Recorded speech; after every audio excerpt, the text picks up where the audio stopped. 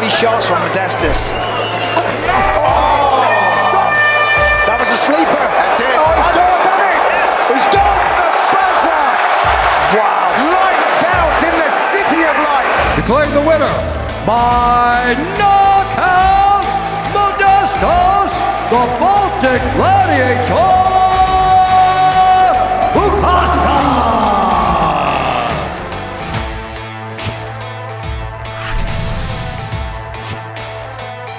Welcome to UFC Unfiltered. Please tell me that's on video. I've never been happier. I'm made for a fucking podcast. We're dangerous. Listen to me, we're at it.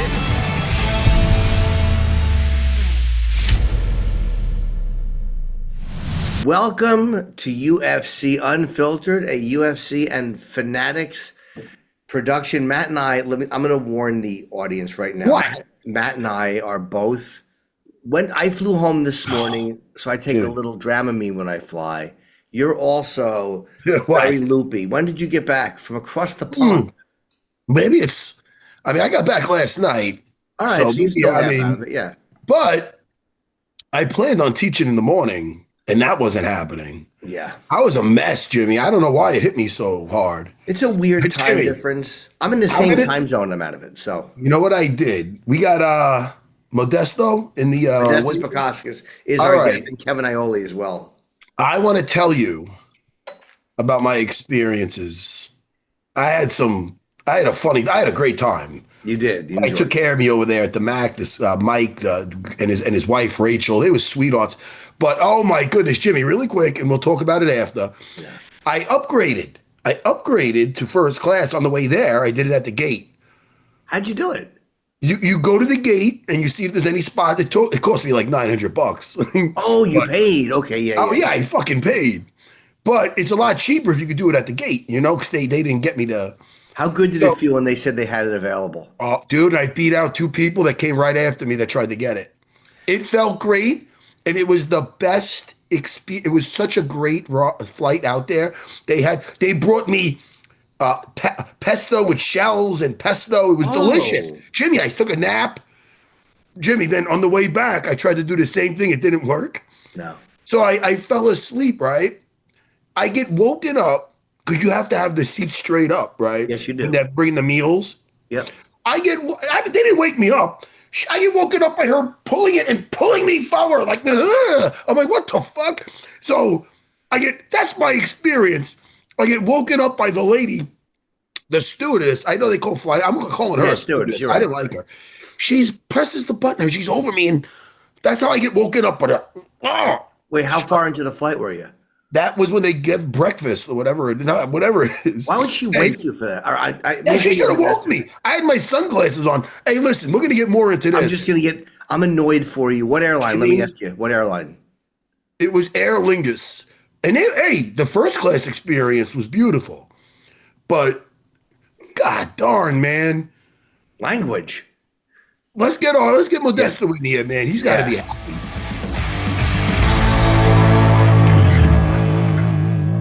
Yes, lads. There he is. Modestas, how are you? How you doing? Good. What's up, Warrior? Oh, good to see you guys again.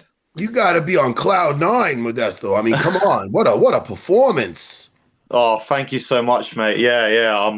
I'm still just like trying to take it all in. You know what I mean? So obviously, as always, I'm always ready to get back to training, but I'm just taking it all in and just enjoying it. Obviously. How was the crowd to you? Because the only guys they liked worse than the English was the Brazilians. They were just they were giving the Brazilians absolutely no love, were they? Oh my goodness, what was that about? Yeah, I know, it was absolutely crazy. But you know what? It was mad because I think there's probably a bit more love for Paul Craig, because I was actually seeing like quite a lot of Scottish flags like out to the left as I was walking out. So I don't know, it was kind of like the cheers were quite even, but I did see quite a lot of Scottish flags out there. It sounds like it's even louder there. They were talking about how many decibels it was, and it sounds like it's even louder there than it is in Brazil. You fought in Brazil? Yes, I have fought in Brazil. And what's the difference in the atmosphere? Because Paris is really impressive. Oh, mate, do you know what? From experience, I think they're actually both similar in the fact that when you're in the changing room and like you hear the people, they're kind of like stomping their feet on the ground, like it feels like the whole world is almost shaking. Do you know what I mean? And especially when the crowd goes crazy and everything, like you can hear it like echo through the hallways of the changing rooms. And I kind of felt that similar to when I was in Brazil and actually over here. But yeah, no, the crowd was absolutely electric. Like it was absolutely amazing as well, fighting like quite high up on the main card as well. Like the arena was like completely packed. So they really got behind their French fighters as well. Like I said, especially when they had French people come out, they were going absolutely nuts.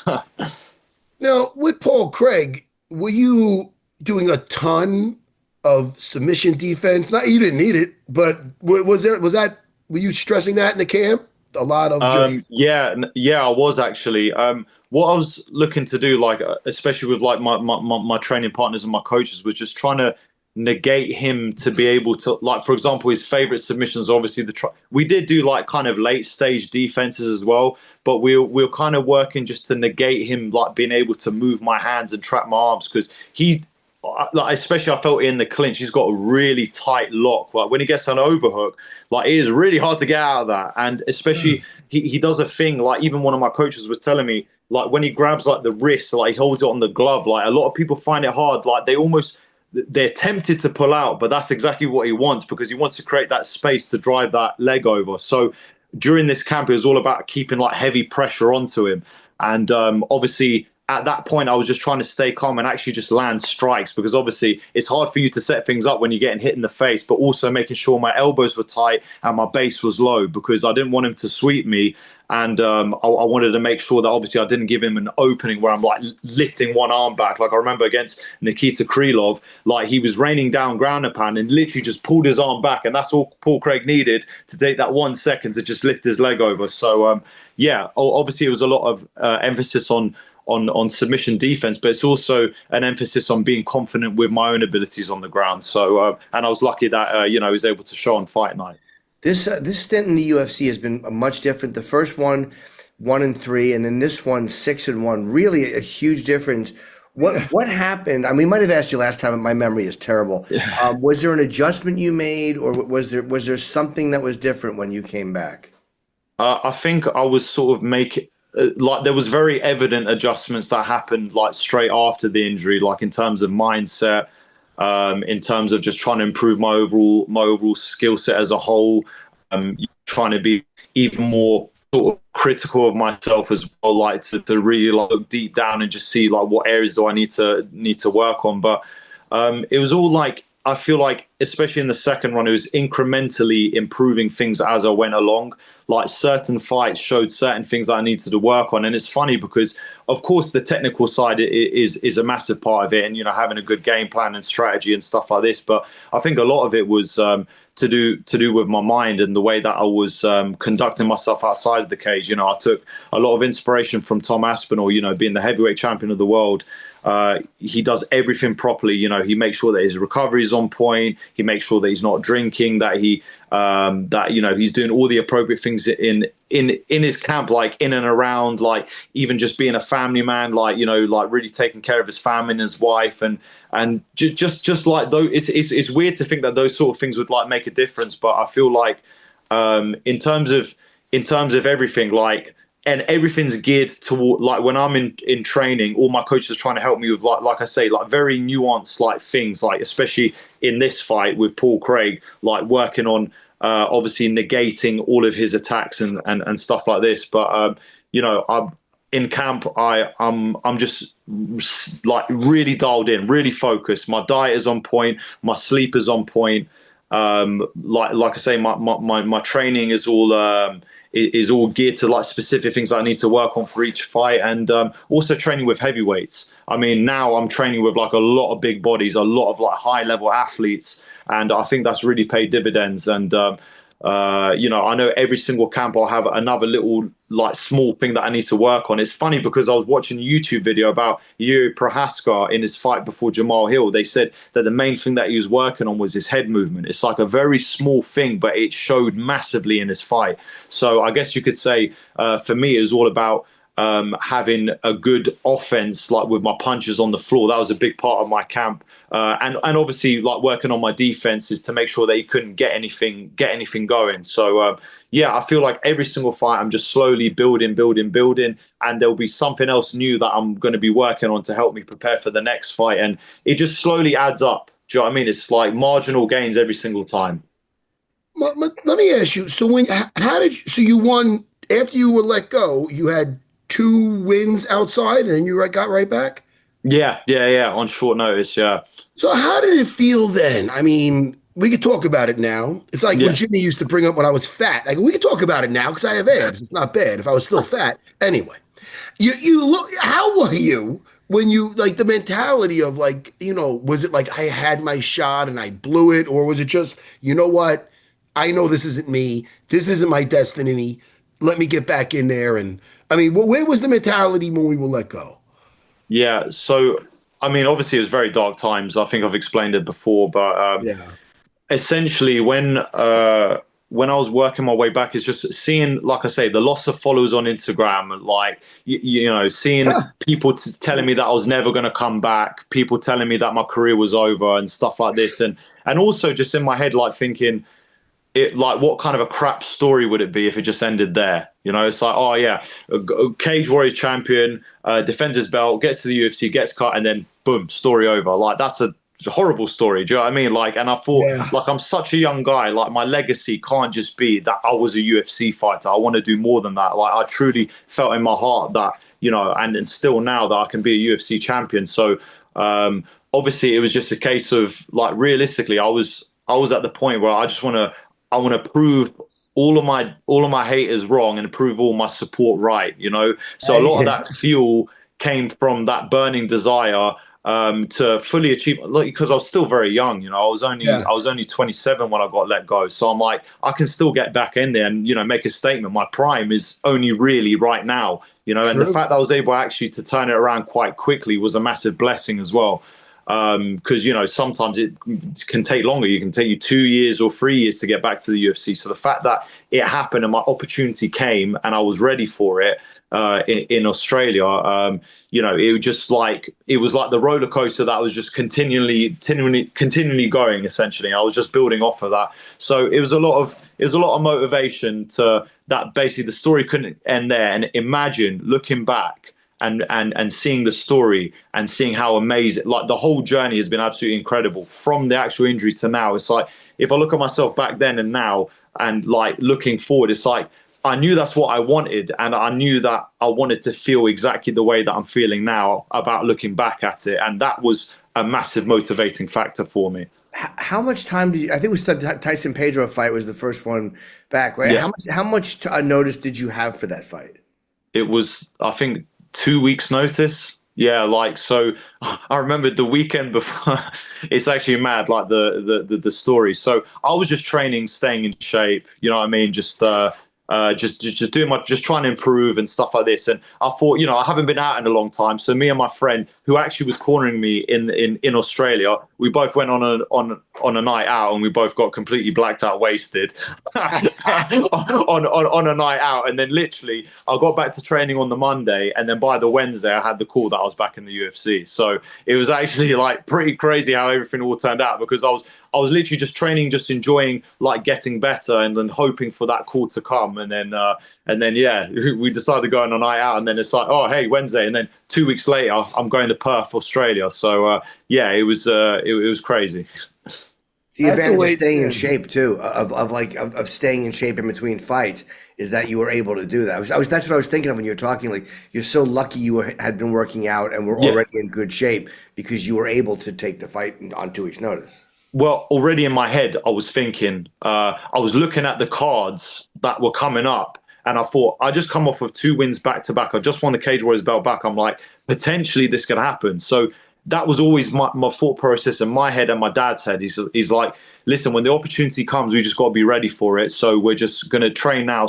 My weight was very low. Yeah, we just, like I said, we just kept the ball rolling, because there was nothing in the pipeline yet. So we were like, okay, well, we just got to make the best of this situation by, like I say, just continue training, trying to get better. So yeah, I'm very fortunate that that mindset now has basically continued like all the way from that moment to now, is just making sure that I'm always in shape. Like right now, I am going on holiday obviously after this fight, but when I come back, I'll be straight back in helping Tom obviously prepare for his fight. What holiday? What are we doing? Where you heading? Yeah, I'm going to Malaga. So it was a very last minute decision, because normally after fights I don't take time off. Like after my last fight, I just wanted to get straight back into training. And obviously with this fight, you know, having the result that I did, my dad always tells me, and again, another little side note, one of my very close friends who was actually there with me in Paris, he's a personal trainer, and he was he had hit like PBs for all his like lifts and runs and stuff like this. And then I remember it had been a long time since he'd done testing, and there was another testing day booked for him. And he went on holiday for a week before that. He didn't go mad with the drink or anything, but he literally just spent a week out in the sun and the holidays. When he came back, he had to do that testing literally 2 days after he came back, and he was hitting all his PBs. And I was like, wow. So maybe actually recovering, taking some time off can actually give you a benefit. So I think actually being away from training and just like kind of relaxing, enjoying the sun, good food and good weather, actually when I get back, I'll be even hungrier, and I'll maybe the recovery will be good for my body. So and I haven't been on holiday in a while, so I thought, why not? Hey, you deserve it after this. Now, it's important to fight until the end of the round. Now, did you know how you knew it was short time, I imagine? Yeah. When you threw that elbow. Yeah, I heard the clapper going off, and funny you say that, because in my corner, so I remember landing one right hand that made him gasp a little bit, and I was like, that hurt him. And then I could hear James Webb and my dad, they were both telling me, you got to keep going. They said, like, mate, you've hurt him. You got to keep going. And I think there was literally only 15 seconds left. And then I heard the clapper, and then my dad shouts elbows, because I knew I had to actually close the distance to get elbow, because I was landing punches, but then he was leaving small openings, because like he was getting worn down a little bit. And then I kind of just was like, I just got to go until the round ends. I just got to go. So after I landed that one elbow, I was like, okay, that's good. Now I just need a little bit more space. And literally the last elbow that finished it, I got so much purchase on it. Like I was literally like bringing it from all the way up here and just landing my whole body. I felt like my body was kind of lifted a little bit off the ground as I went to land that strike in. So yeah, I got some pretty good power in it. I didn't know if that was going to finish him. But then obviously the bell literally went just after I landed that elbow, and then obviously it was quite a devastating blow. Did he? And again, like sometimes in the very last second of a round, a guy just like, okay, like the round is over. Did he relax his defense at all, or was there anything he did differently that gave you like that extra little bit you were able to do? It was like, so that right hand that I landed, it kind of just showed me that if I land another good couple of these, I could end this right now. That was all that was going through my head. And don't get me wrong, I'm like, okay, if it goes in the second round, I'll be able to adjust and do what I need to do in the second round. But I thought, if I can finish him and close it out now, why not? Because I felt like that one right hand like really hurt him. So I was like, if I've really hurt him, why do I need to stop now? Like I could have easily have, like you said, just rode the round out and just continue the second with him being hurt. But I thought, we don't just fight just to ride out to the next round. Like, and if the finish is there, I've got to go for it. And I just saw the opportunity. My corner was screaming at me, so I just went with it essentially. Both you and the great Tom Aspinall you both have your fathers in the corner. Tell me about that, because that could be a unique choice, because other people could be like, oh, they could be too, worried about me as a father, or it's two different ways to look at that. Tell me about that.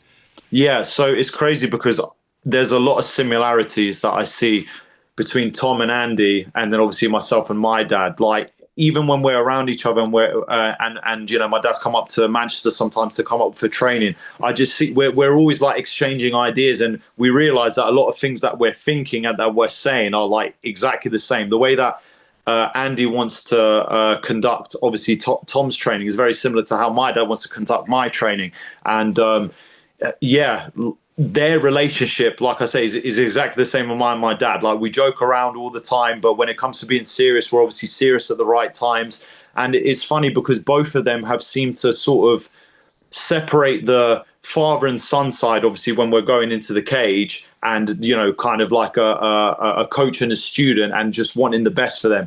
Obviously, my dad gets always like very fired up because he's emotional because it's your son going in there. But I feel like both of them have learned, obviously, after so many fights from both of us in both our careers, have learned how to sort of maybe put that to the side a little bit and make sure that they're being the best coach that they can in there to be able to get the best out of us. And you can see it like exactly the same. And, you know, the way that Andy cares about Tom, you know, my dad cares about me, and just, you know, our relationships, I feel like both of us have just grew and built up over time. And, you know, it's emotional for me, even seeing all these different moments between them is like, it's almost like looking at a mirror, you know. And I think that's an amazing dynamic, because that's what makes us all get along like so well, because, like I say, there's just so many similarities between all of us. And yeah, I mean, I don't know what it's like, obviously, being a dad and seeing your son in there, but I just feel like maybe the experience of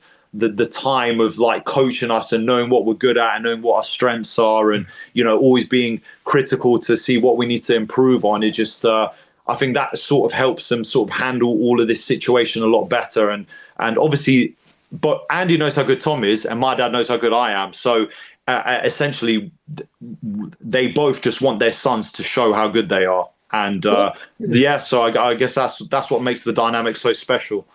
Let me ask you, when you were going through the hard times, did your father also compete or train?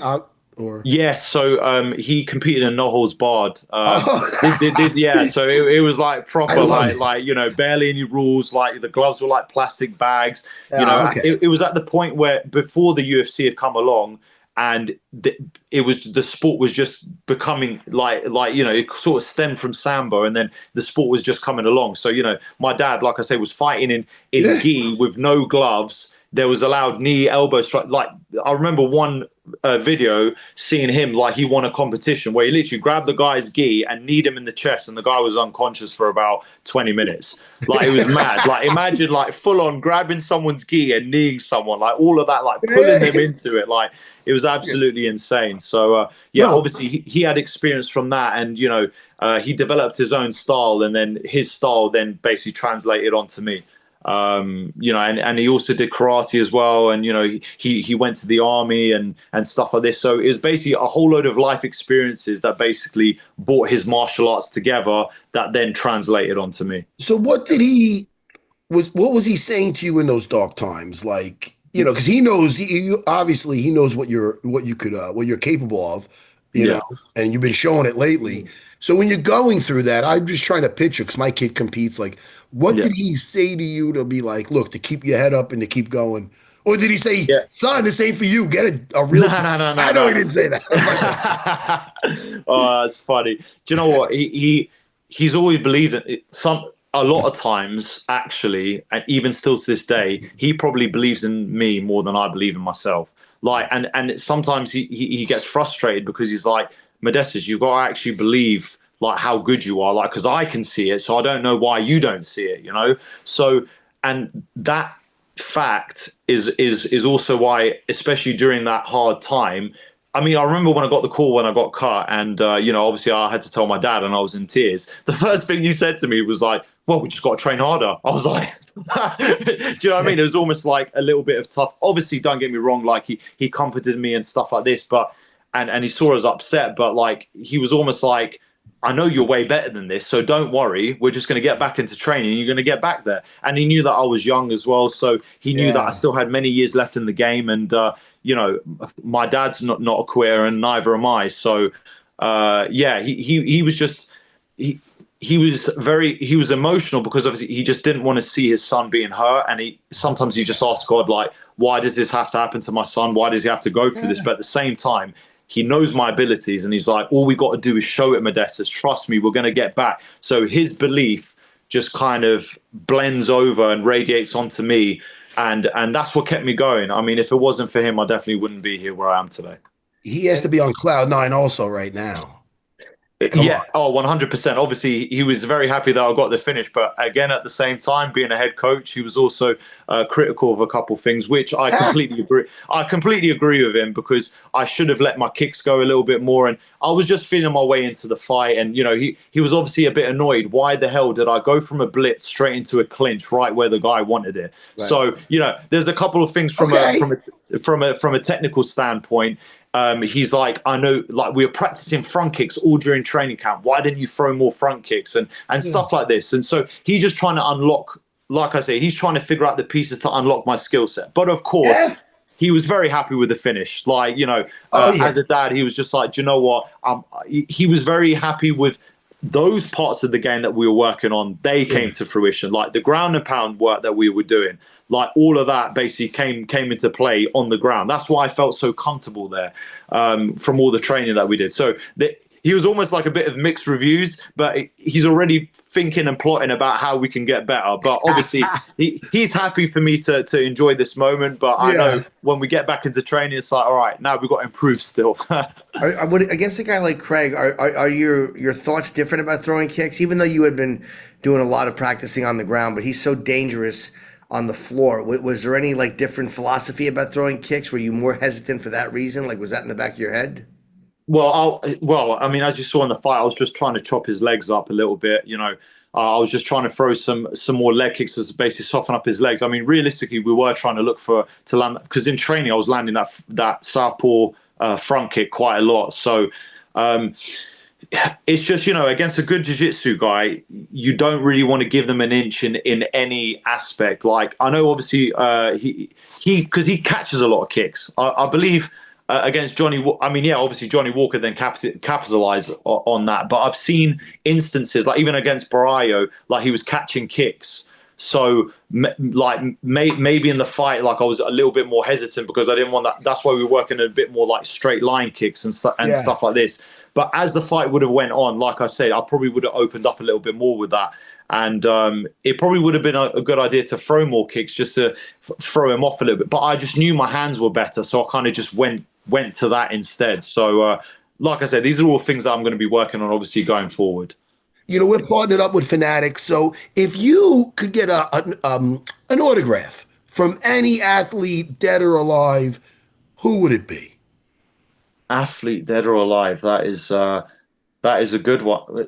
To be honest, I mean, I would probably Anderson Silva. He's been he's been one of my idols for a very long time, and the massive run that he went on at middleweight. I've always been a massive fan of his. Have you met him?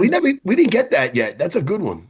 Funny enough, I have met him. I trained in Brazil when I was 21.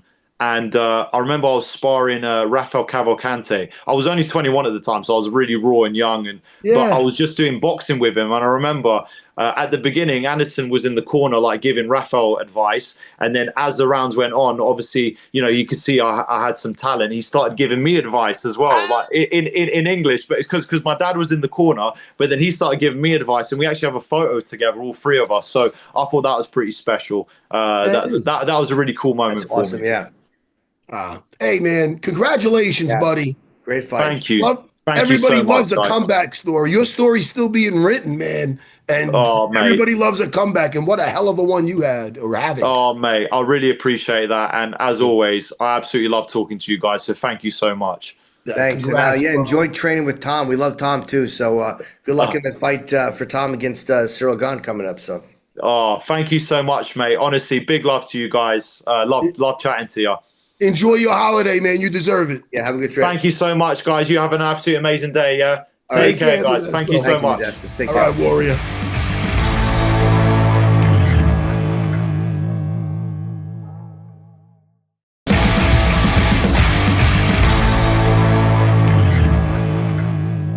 What a nice guy. He is. He's a very nice guy. You know who else is a nice guy? Kevin Iole. I was going to say you. Jimmy, thank you for mentioning me on the great Theo Vaughn podcast. Oh, of course.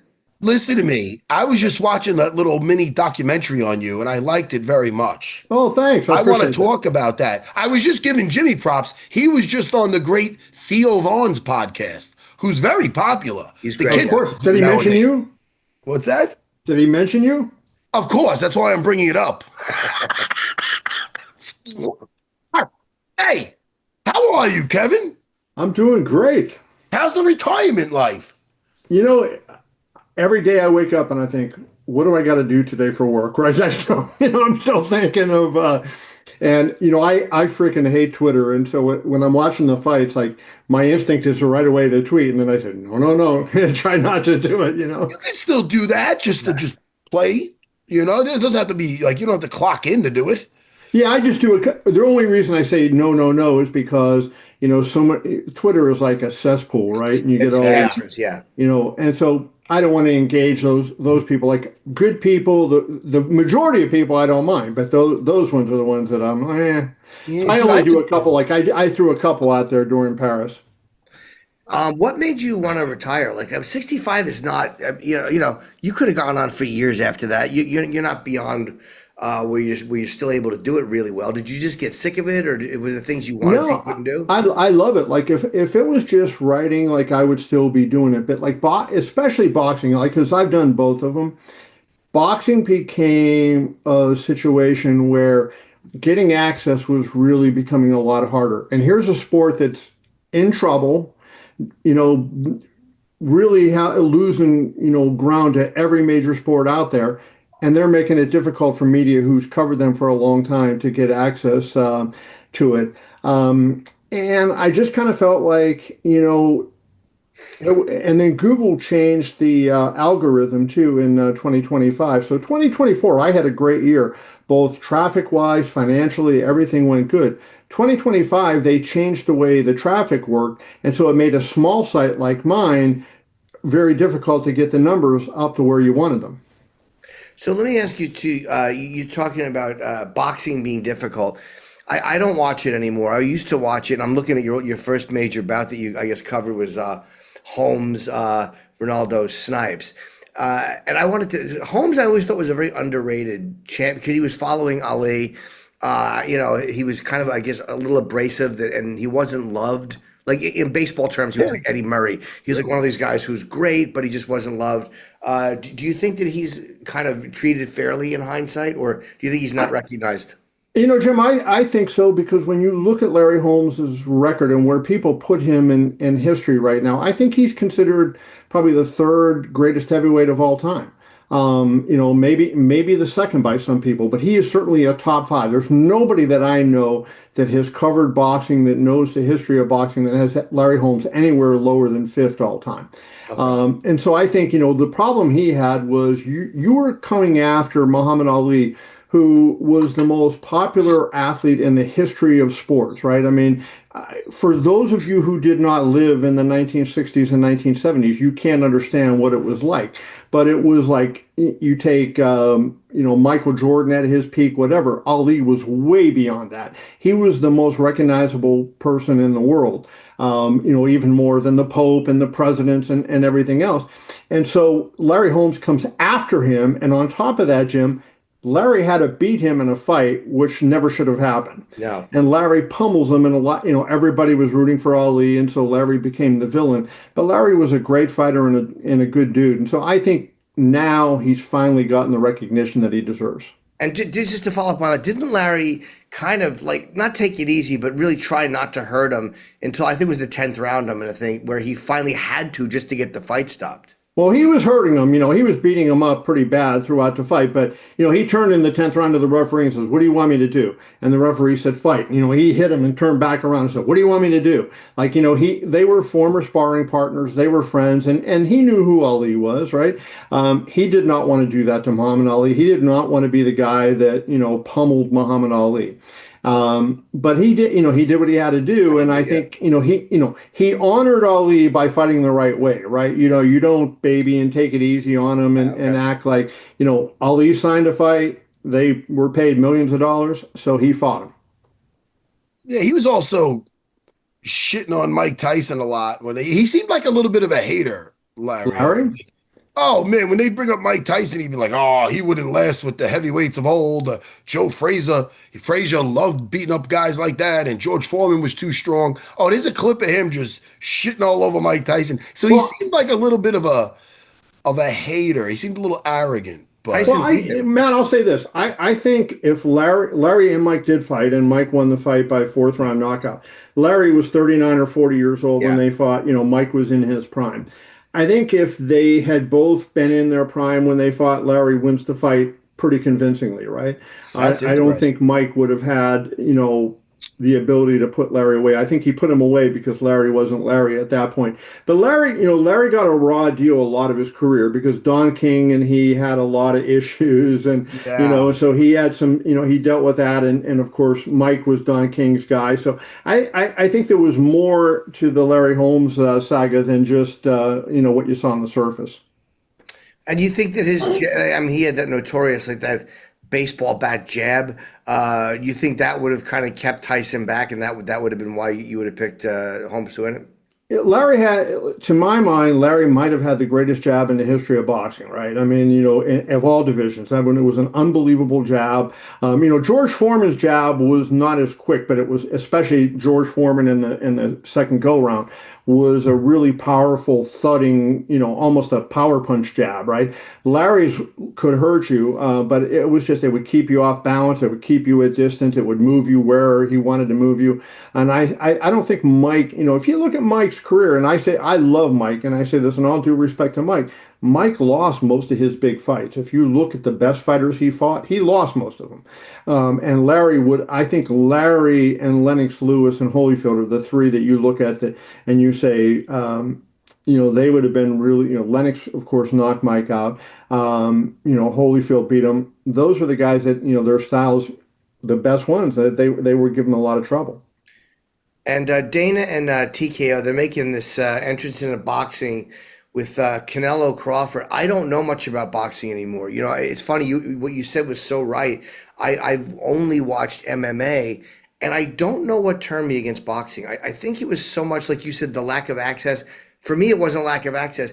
It was the lack of making big fights happen. Right. 5 fucking years to make a fight, and then you're just like, enough with this already. So what do you think that's a part of it, and what do you think this fight does for boxing? Well, I don't think this fight's going to do anything specific. It's going to be a good fight.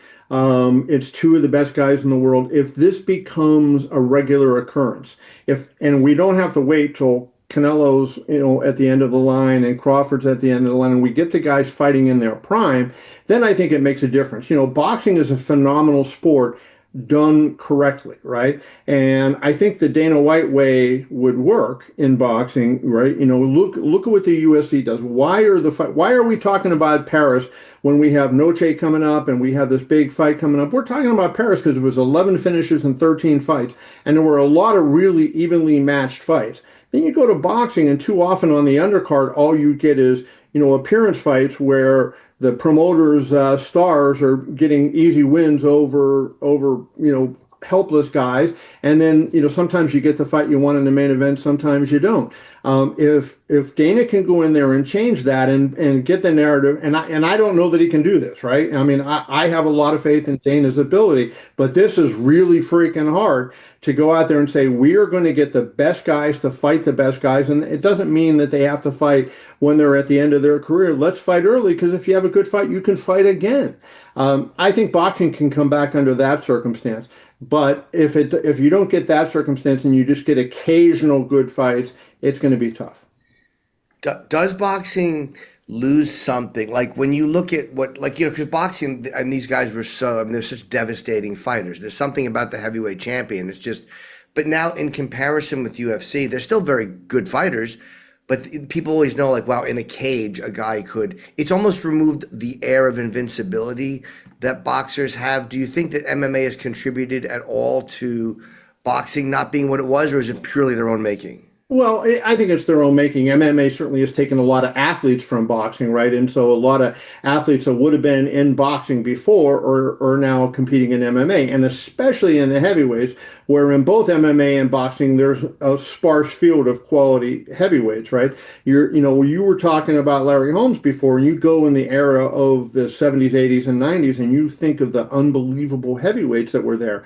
Riddick Bowe and Holyfield and Tyson and Holmes and Ray Mercer and the Klitschko's came in the 90s. And I mean, there's so many of them, and big guys that, we don't have that too much anymore. There's a couple good guys, but we don't have the depth. And MMA certainly has hurt the depth. But I think boxing's problems are all self-made. Boxing could survive with MMA, right? I mean, I think they could coexist well. But I think the problem is boxing has been completely freaking mismanaged for many, many years, and everybody is in it only for what can I get out of tonight, and they don't look at it as a long-term business, right?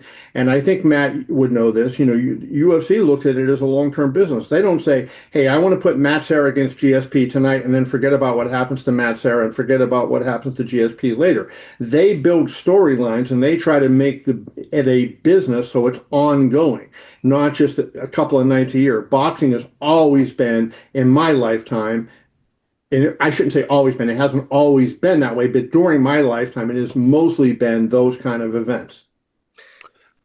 Jimmy, unless you were going to chime in about the boxing some more, I just wanted to talk about a couple of fights the other night. Did you watch the fight card? I did. Tough night, I should say, for the fight nerds. Yes.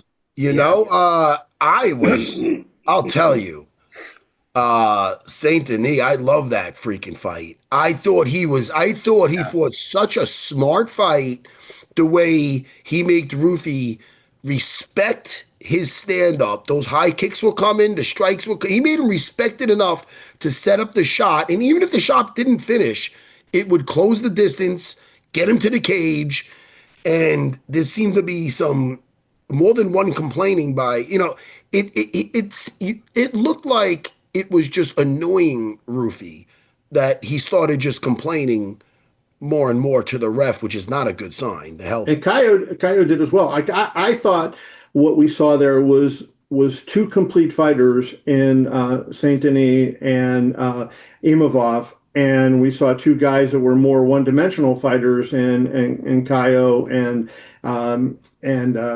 Hoofy. And I just kind of thought, like, there wasn't enough to their game, like, to be able to threaten. I texted Dana, and I was wrong on this. I texted Dana right before the co-main event, and I said, "Are you kidding me that Saint Denis is a 150 favorite? I mean, Hoofy's only a 150 favorite here. I think it should be 9-5, right?" I really thought Hoofy was going to handle him. And Dana said, "Well, it's going to be interesting to see." But I looked at that fight, and I said, "Man alive, Hoofy is on a roll. He's got all this going on." But I think in the end, when you saw the fight play out, Saint Denis had that complete game plan that was able to make it difficult for him to set up his attacks. It was phenomenal. No, Jimmy, I'm just adding. I thought it was phenomenal. That was like one of my favorite fights of the whole night. My favorite fight, I want to ask you to pronounce the name, was Fernandez and Harry Hardwick. That leg kick. Oh, shit. Oh, it's my favorite thing in MMA. And he was brutalizing his. How do you say his first name? Is it Cow or Coway? Coway. It is Cow. Okay, but that was my favorite fight of the night. It's so uncommon to see a guy hobbled visibly because they're so good at hiding when they're hurt. And you can't hide when you're hobbling. You just can't. There's no way to disguise it. I don't want to say it was funny, but it was when he took out both legs, right? Yes. Well, Matt, like, I thought when I looked at that and I'm watching, he's hitting the calves, but then when he hit that final kick where he put him down and he hit him on the knee, I said, this has got to be knee damage here because, you got him, you buckled his knee right in. And I haven't seen anything since, but I have to wonder if Hardwick's going to need surgery after that. Well, I know what he needs right away. He needed some kicks. He needed before a fight. Well, even more than that, because you need a damn poker face. Because there was an audible ow, and then he came with the other one. He's like, ow.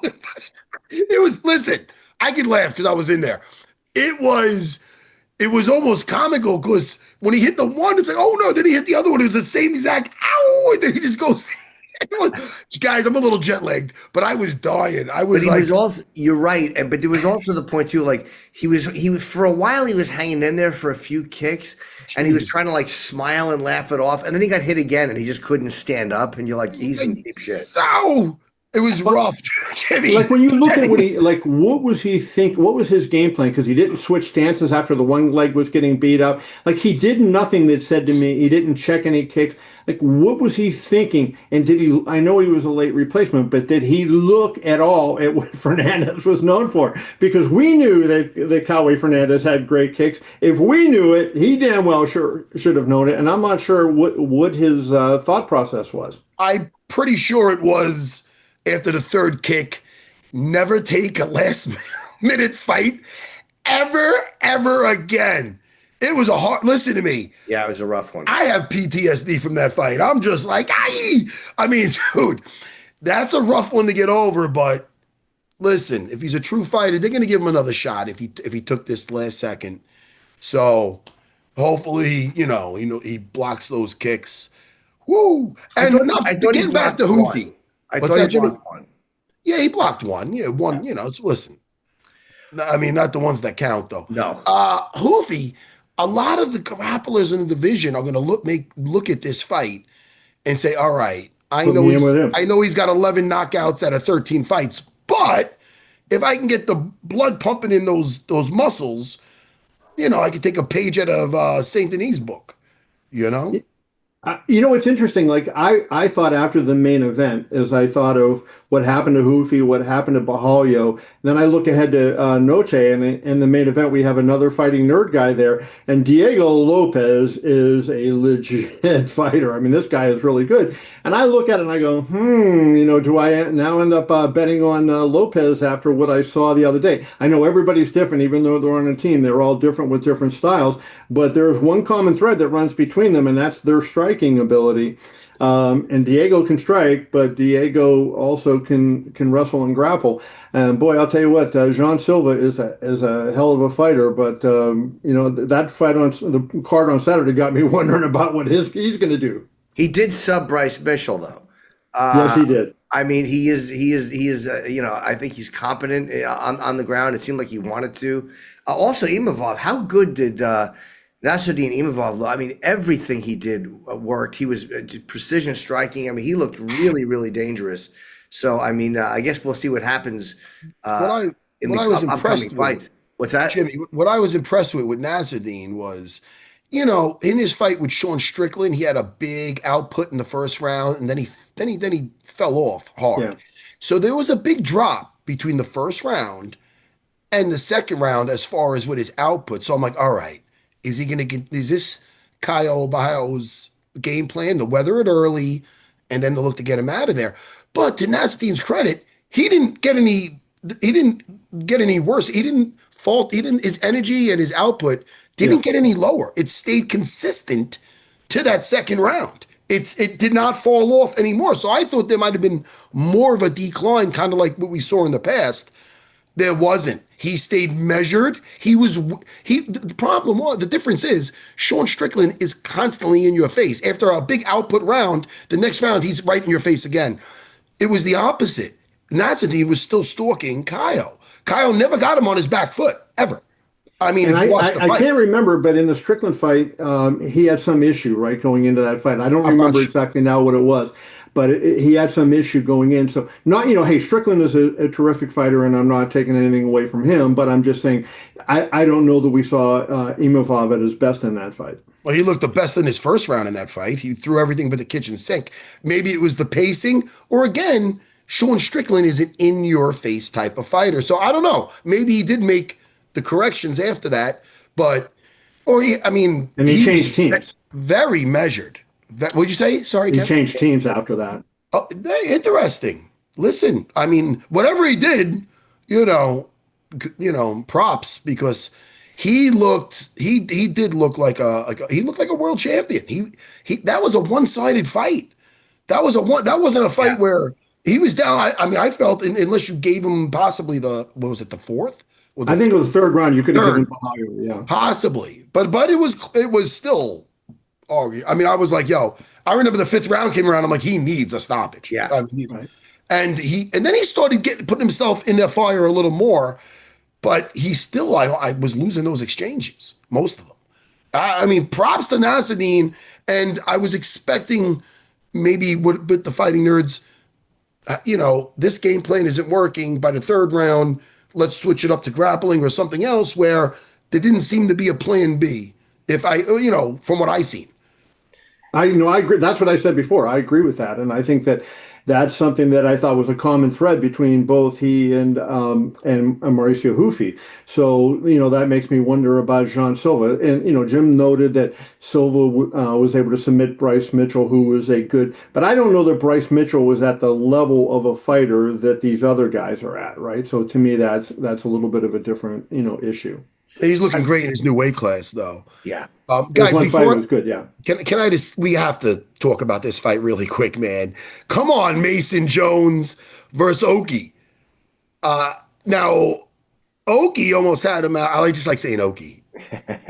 It's fun to say. But Oki almost had him out in the opening round, just, stormed on him. Yeah. But you got to give Mason Jones credit for weathering that.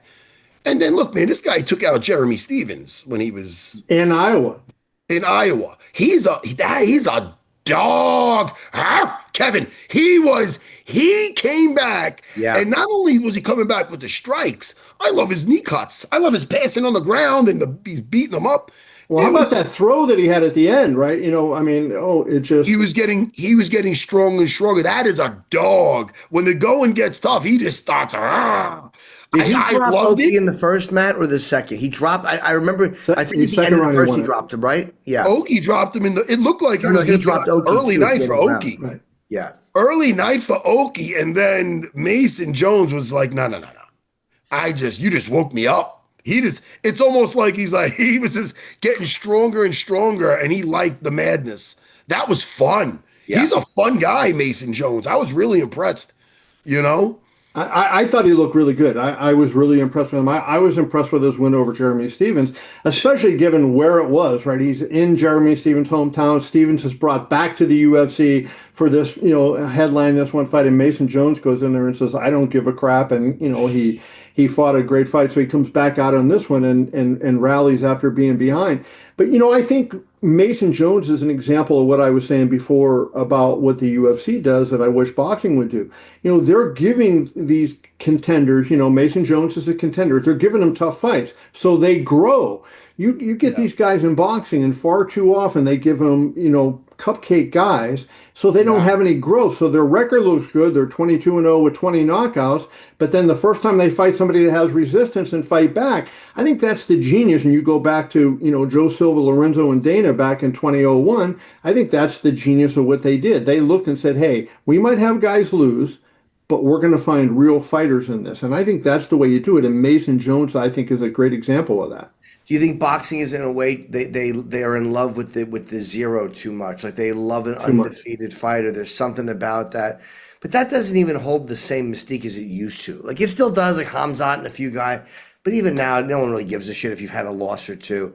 I wanted to ask you too, because you've covered so many fights in 46 years. 2 questions. What is the greatest or most exciting bout or main event? Could be in either sport. And what is the biggest disappointment that you've covered in combat sports that you had such high expectations for that went nowhere? Well, it better not be my rematch in Montreal, you fucker. Sorry, Kevin. Did I say that out loud? Performance was no for you. Thank you. I guess, the fight that I would say that I actually attended, because, Hagler Hearns would be the fight that I would say I wasn't at. I got the flu the week of Hagler Hearns, so I was not there. But the fight that I would say that I actually attended was Diego Corrales versus Jose Luis Castillo in boxing. If you guys haven't seen it, go on YouTube and look up just the 10th round. Corrales Castillo won 10th round. It is the greatest round of boxing. What happened there is it was an unbelievable fight through 9 rounds. Castillo comes out in the start of the 10th and he drops Corrales. Corrales gets up, he's hurt, he's wobbling around. He drops him a second time, and this time the mouthpiece goes flying. Corrales walks over to the corner so they can clean the mouthpiece, and the trainer says, "You better get your ass moving right now." Corrales comes back out of the corner after that, boom, and he hits Castillo, and Castillo goes flying back to the ropes, and then a big flurry on the ropes, and he finishes. That was 9 rounds of intense two-way action, and then the most dramatic finish you ever want to see for the lightweight championship. So that would be the one. If I said a disappointment, there are a lot of disappointments in boxing matches, but I'm going to throw one out that I think was a disappointment because it was a great performance, but John Jones versus DC in their first fight, right? Like, I thought DC was going to give, I picked Jones to win, but I thought DC was going to make it a dogfight and really have this great fight. And Jones is slamming him, throwing him around, and it was just a one-sided fight. And that to me showed how great John Jones is, but it was not the fight that we wanted. Like, thought we were going to get an all-time great fight, and instead we got John Jones just showing off. Now, how when you look back, do you still realize getting the flu during Hagler Hearns could be the worst situation in sports history? I mean, I think it was 3 rounds, right? It was like a parking lot street. It's one of the greatest things any of us have ever seen, and you could have been there. Yeah, I was supposed to be there, and it was the first round was arguably the greatest round of boxing ever, and then the Hagler's finish, because Hagler got cut in the second round, and he comes out for the third round, and Hagler had the bald head, right? So when he gets cut, the blood streaming out, and you can't miss it, and you're sitting there going, "Oh boy, he's going to be in trouble." And Hagler knew, I have to go out there and do something, and he freaking turned the jets on, and it was incredible. And Tommy Hearns literally was carried like a baby out of the ring. Damn. Yeah. Well, sorry, Matt, were you going to ask something? I want to No. With that Costello fucking fight, remember when he was having trouble and he goes to his corner, "Hey, Abbott!" It was Castillo, though, not Costello. Oh, Jimmy, that joke was for you. And I wasn't gonna. Guys, I got to. Abbott and Castillo, Matt. Sorry, guys. That was I'm an old, for the kids out there listening, Abbott and Costello was an old comedy. Anyway. What do you think? First? Callum Walsh. Oh, I like him. Yeah. And he's not getting some weak competition, Callum Walsh. He's fighting him up the right way. Jr. So that that's the co-main event. That Fernando Vargas Jr. is the son of a legendary champion of the 90s, a U.S. Olympian, Fernando Vargas Sr. So it should be a good test for Callum. Callum has really kind of been running roughshod through most of his opposition. So I think this will be a good test for him, especially in this kind of spotlight. There's going to be a lot of pressure on him to perform in this fight. Big audience, it's a worldwide audience on Netflix. So there's going to be a lot of pressure on Callum. So we'll see what he's able to do against Vargas. And when is that fight? Let's plug that properly, because you can watch UFC, I believe, on the same day. You can do both. I'm almost positive. When is this fight? It's on. Hold on. It's you can watch Noche UFC in the daytime. It's on ESPN Plus, right? And then Netflix at night is Canelo-Crawford. What time is that? I think Canelo-Crawford's going to walk at about 9 o'clock Pacific time. So I don't know exactly what time the first fight is starting. I think the first fight's like at 3, but that's it's going to be a long show. Kevin, where could we? I'm sorry, you're getting that time down. But when could we watch? Where could people watch your little documentary on? So if you go on YouTube and you search for the Zapata Brand Podcast, ZAPATA, Zapata Brand Podcast, it's on there. If you search for my name and Zapata Brand, you'll find it. All right, Kevin. Kevin, listen, you might be retired but you're not retired with us. Anytime, you know that. Because we're going to have you back, because this is fun. Anytime you need me, I'm always here for you guys. And I hope that this fight works. I hope it does something for boxing. Dana and TKO. This is going to be live on Netflix. And what is the exact date? I have everything but the date. The 13th, Saturday the 13th. Saturday the 13th. Have a good time there, man. And congrats on an amazing career. I mean, yeah, appreciate you guys. Yeah, really. Yeah, Kevin. Be well, guys.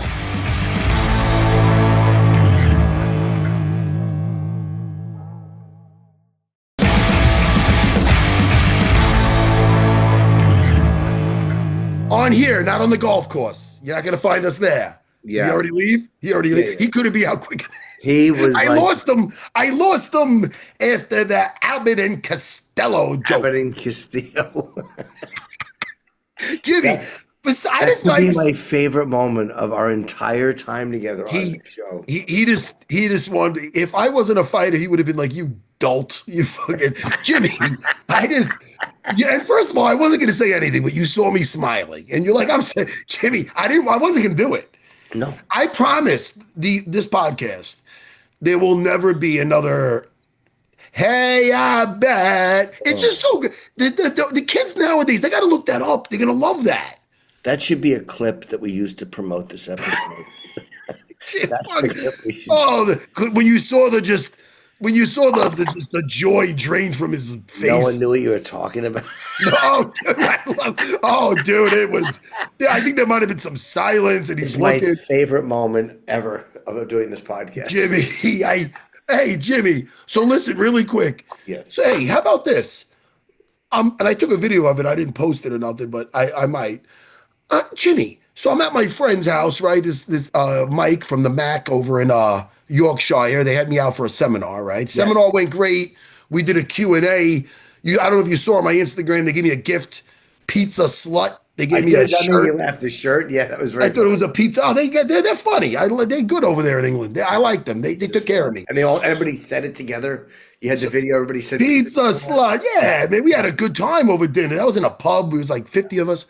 So Jimmy, after we did the seminar on Saturday. Now Saturday night, I'm watching the fights over my friend's house there. Mike, nice guy. Him and his wife were watching the fights. He's got the backyard of that little hobbit house where he's making meat on. We had a good time, man. Had some drinks. So then we were having some drinks. So I'm like, look, man, I don't want you to. Even though I had me like a little cottage and it was nearby. I go, dude, you want to just put me in an Uber? He goes, oh yeah, you know what? The Uber, I don't know how the Ubers are back in the States, but they're lovely here. They're great here, So I go in this Uber with this Indian guy, and he couldn't find the spot. So he goes, you must get out. You must get out. I have my next, and I'm in the middle. This is not my cottage. Dude, I'm in the middle of nowhere. There's like a lake. There's a fucking, Jimmy, nowhere. I got nothing on me but a frozen pizza and maybe something else that, I don't want, So I'm in, so I'm like, hey, I go, buddy, I'm not, and I didn't even have my money clip on me. No, I usually have my ID and my money, but I'm down the block I didn't bring anything with me for one time ever. So I go, my man, I can't get out here. I don't, he goes, it is not my fault. Not my fault. He's telling me to get out. So I'm trying to get my friend on the phone. I'm not getting a reception. Dude, this is out of like a horror movie. I don't know Jimmy, he's putting me out on the side of the road. So I'm insisting. So then I finally got through to the guy and I go, where am I? He's not giving me an address. He's just telling me to fucking get out. There's no street signs, Jimmy. Right. So finally I got in touch with the guy and I got a road where I was. They're not up high. They're down on the bricks. Yeah. And then eventually, so I went out. I wasn't going to get out of the goddamn car. Another car pulls up. We're in the middle of nowhere. It's like, all right, let me get the address where I'm at here. So the car window goes down. I go, hey, it's on the other side. So I got to, I go, hey, just let me know where I'm at. This guy's not even giving me the address. And it's almost like when you're with a murderer and then the other murderers come up. They start speaking Indian together. I go, oh, he's with him. I go, I'm fucked. Yeah. So then he's like, you got to get out. You got to get out. And I'm like, no, man, fuck you. How about that? Yeah. Jimmy, it was bad.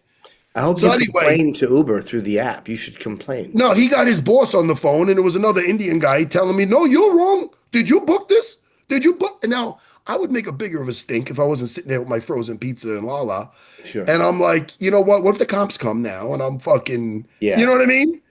So I got out, and eventually my buddy found me, like another fucking 15 minutes. They literally put you out on the side of the road? Dude, the side of the fucking road. I'm going to put a video on my Instagram of me on the side of the road, like, what the fuck? Wow, yeah.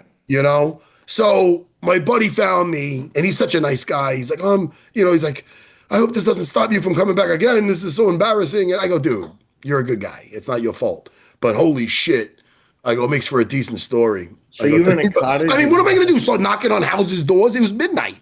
Dude, it was crazy, Jimmy. Yeah, that's a dick move by the Uber. Definitely a dick move. But anyway, that was my adventure. Other than that, the Mac over in Yorkshire, Keighley, Yorkshire, they took care of me. They gave me an old cottage. They stacked it with frozen pizzas and everything else. Jimmy, I had a great time. But they didn't make sure you got there safely. I would say that's a little. Well, it wasn't his bad. I blame the Uber over there. Hey, F the Uber over in Keighley. And that driver, dude, what a... And it was so weird, Jimmy, because I was talking to him, and he's just like, it's like I wasn't even there. It's like he's like shut it off in his brain. I go, dude, do you hear me? I'm right behind you. You're not... And then every once in a while, he turned back and goes, you must get out.